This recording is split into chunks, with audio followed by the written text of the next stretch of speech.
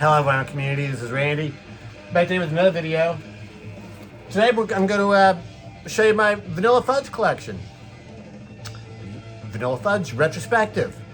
This is just going to be the collection, the records they produced between 1967 and 1969. They have released a few other records since then, and I guess when they got back together and stuff. But this will just be those 5 from the 1960s. So. Yeah, Vanilla Fudge. This is their first album, self-titled. Vanilla Fudge, they're a band from Long Island, from New York up there. They started out as a band called the Electric Pigeons, and that was with Mark Stein, the organist and singer, Tim Bogert, and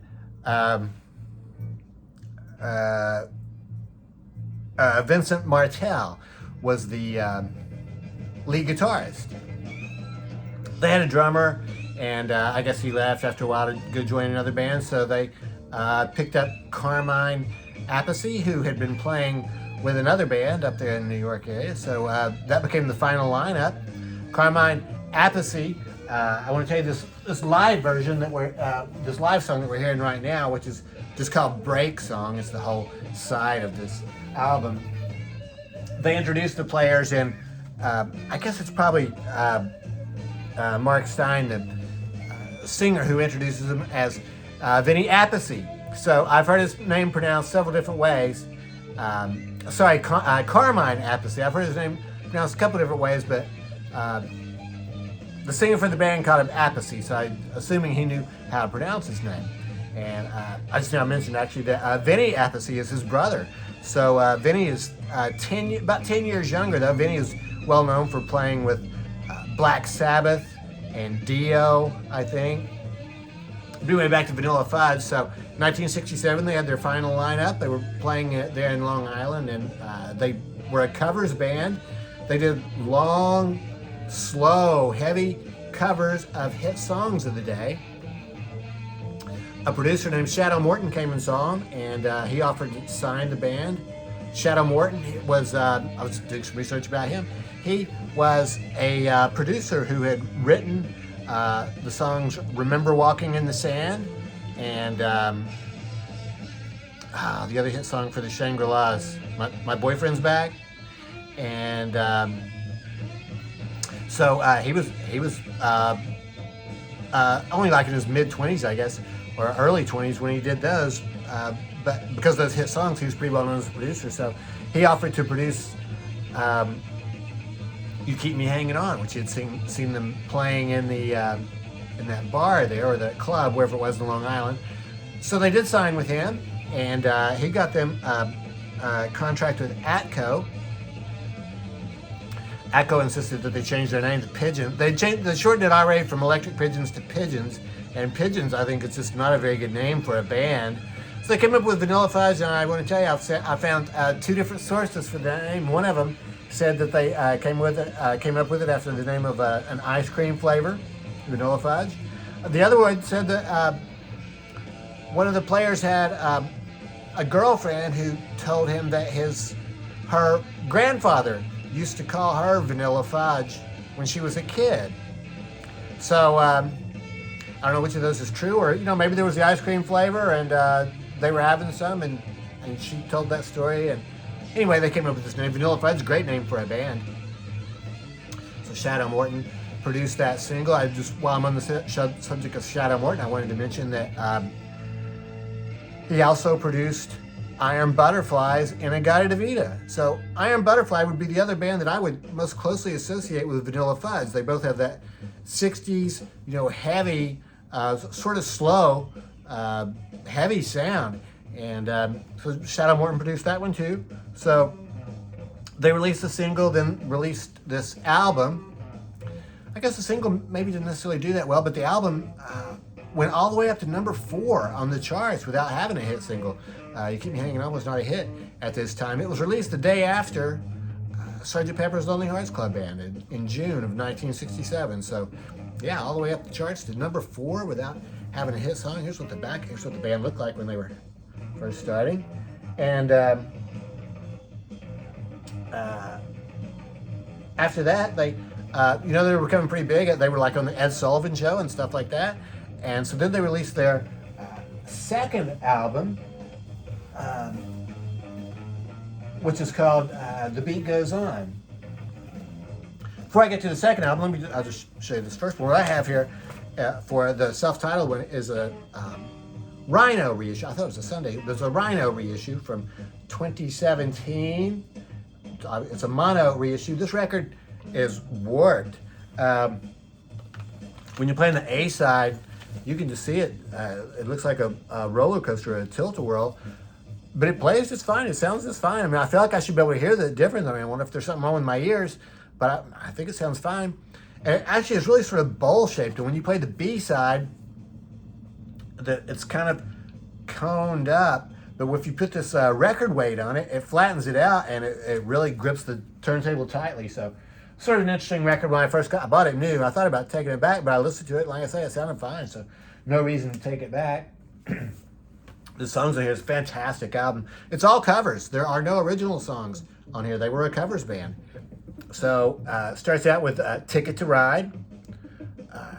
Then Curtis Mayfield's People Get Ready. She's Not There, which was a hit song for the Zombies. And then Bang Bang, I guess it was a hit song for Cher. I don't think it was Sonny and Cher. I think it was the Cher who had the hit song.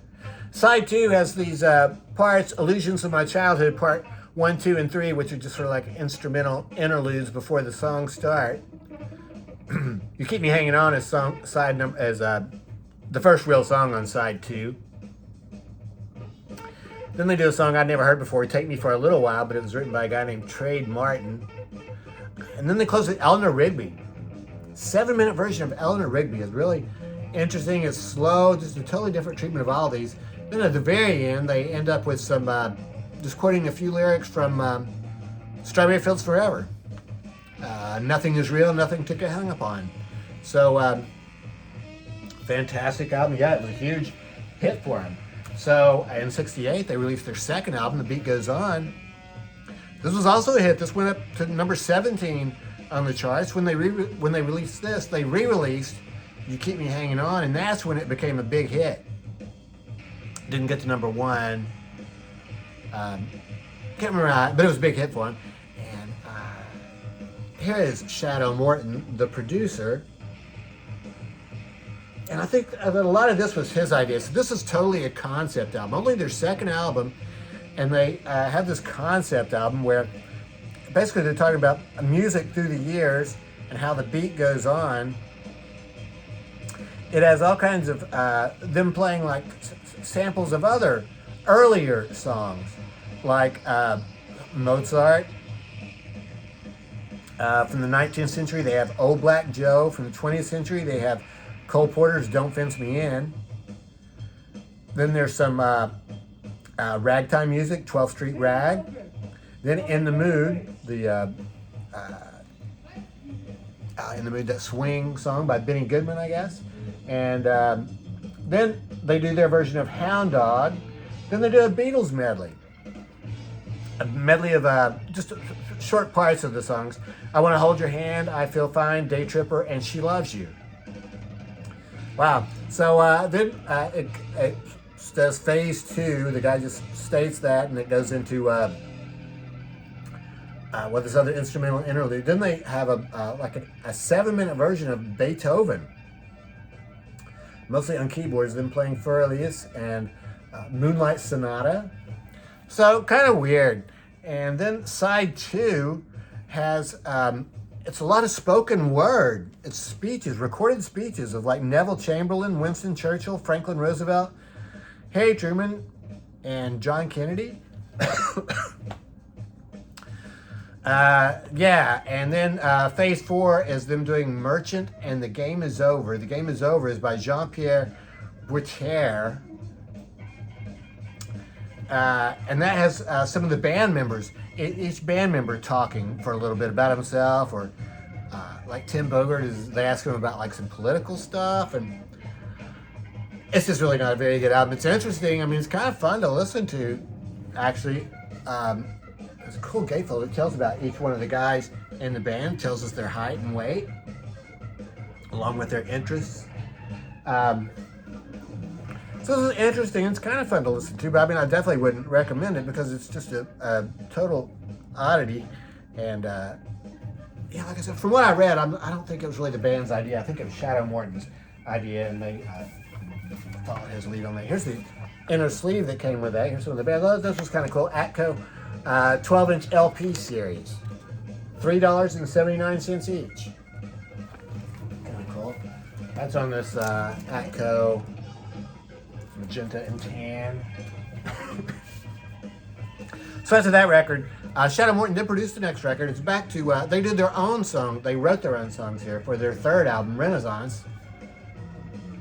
This is a fantastic album. Starts out with The Sky Cried. Really cool. It's sort of a medley with Sky Cried, then When I Was a Boy. Then Thoughts, Paradise, and That's What Makes a Man. So these are all, yeah, these are all originals by Vanilla Fudge. And I think they sound really good. Side 2 starts with The Spell That Comes After. Has a fantastic guitar part to start with, really jamming song. Really cool song, then Faceless People. Then they do like an 8-minute version of Season of the Witch, which is fantastic. And that has some spoken word stuff at the end, which I think probably was, once again, was probably some Shadow Morton influence on that. There's also a poem here by Carl DeAngelis, The Vanilla Fudge Symphony. And this is just, goes all the way across here.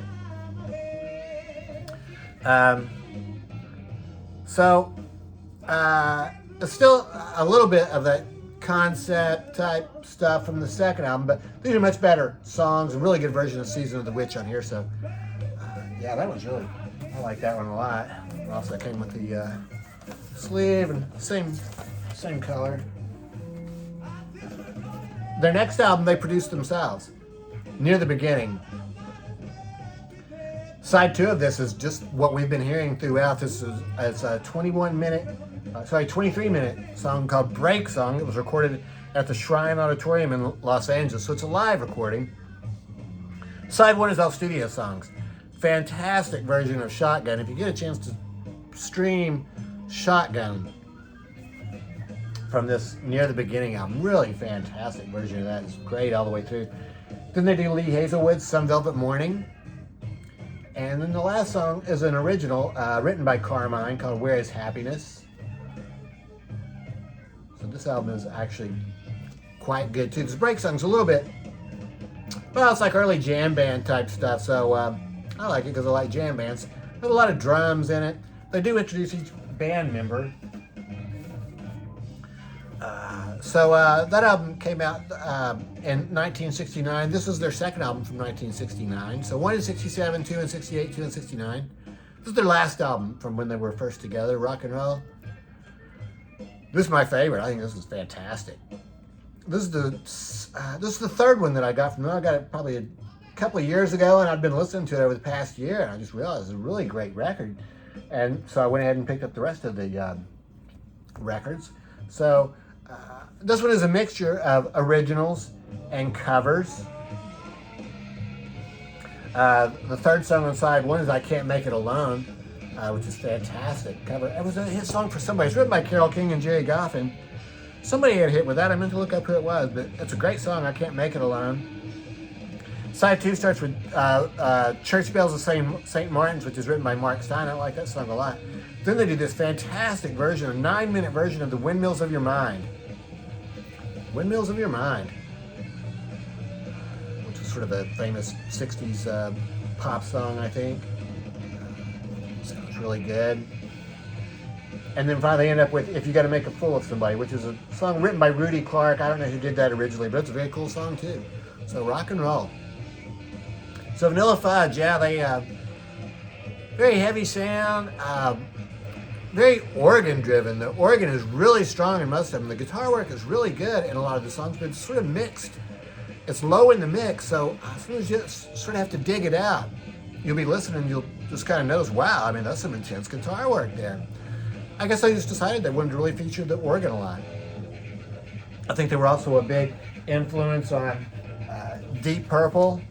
And I think Ritchie Blackmore has said that, and with John Lord's organ and Deep Purple, that would be a very obvious example, I think, of a band that they influenced. I think, another interesting thing I read about him was on one of the tours in '69, one of the bands that opened for him was Led Zeppelin. And yeah, I think Carmine may have had some influence on John Bonham's drumming. I don't know what that would be. This is the this is rock and roll album, so sort of a different label on that one from Atco. Yes, that's it. Vanilla Fudge, cool. I would call them a prototype hard rock band, heavy rock, hard rock band, and yeah, really cool. I never listened to them before.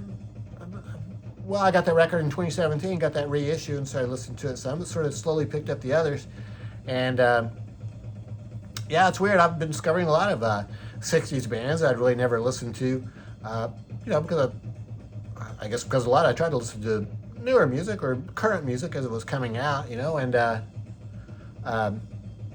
yeah, of course, I spent a lot of time listening to Grateful Dead too, so that was very time consuming. Still doing that. So so that's it. Vanilla Fudge, American band. According to their website, it sounds like they're still playing. They broke up, I guess, in 1970, and Carmine and Tim went on to form Cactus, which is another excellent band. I thought about doing this actually as just like a Carmine Appice video, because I could show the Cactus records too, but I didn't do that. And after they did that for a while, Tim and Carmine joined Jeff Beck and Beck Bogart and Appice. Fantastic band. I have a live album for them. So yeah, but I looked at their website. It looks like they're still playing now. So Cactus was actually playing in the past few years. So Carmine is staying very active, it sounds like. So fantastic. Yeah. So that's it. Let me know what you think about this band. And yeah, because I hope everybody's doing well. Thanks very much for watching.